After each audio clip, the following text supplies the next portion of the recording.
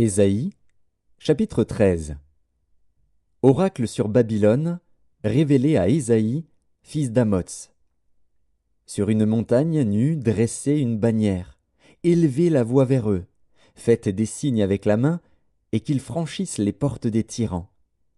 J'ai donné des ordres à ma sainte milice, j'ai appelé les héros de ma colère, ceux qui se réjouissent de ma grandeur. On entend une rumeur sur les montagnes, comme celle d'un peuple nombreux.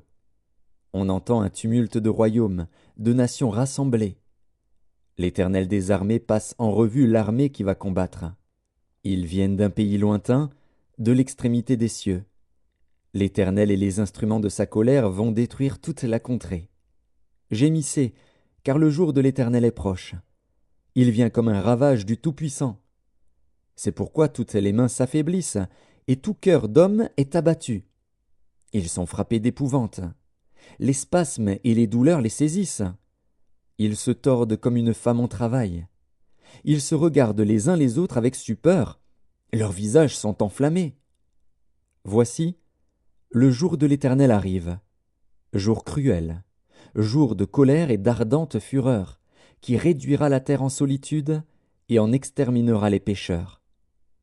Car les étoiles des cieux et leurs astres ne feront plus briller leur lumière, le soleil s'obscurcira dès son lever, et la lune ne fera plus luire sa clarté. Je punirai le monde pour sa malice, et les méchants pour leurs iniquités. Je ferai cesser l'orgueil des hautains, et j'abattrai l'arrogance des tyrans. Je rendrai les hommes plus rares que l'or fin, je les rendrai plus rares que l'or d'Ophir. C'est pourquoi j'ébranlerai les cieux, et la terre sera secouée sur sa base, par la colère de l'Éternel des armées, au jour de son ardente fureur. Alors, comme une gazelle effarouchée, comme un troupeau sans berger, chacun se tournera vers son peuple, chacun fuira vers son pays.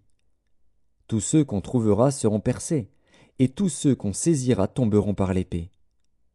Leurs enfants seront écrasés sous leurs yeux, leurs maisons seront pillées, et leurs femmes violées. Voici, j'excite contre les Mèdes, qui ne font point cas de l'argent, et qui ne convoitent point l'or. De leurs arcs ils abattront les jeunes gens, et ils seront sans pitié pour le fruit des entrailles. Leur œil n'épargnera point les enfants.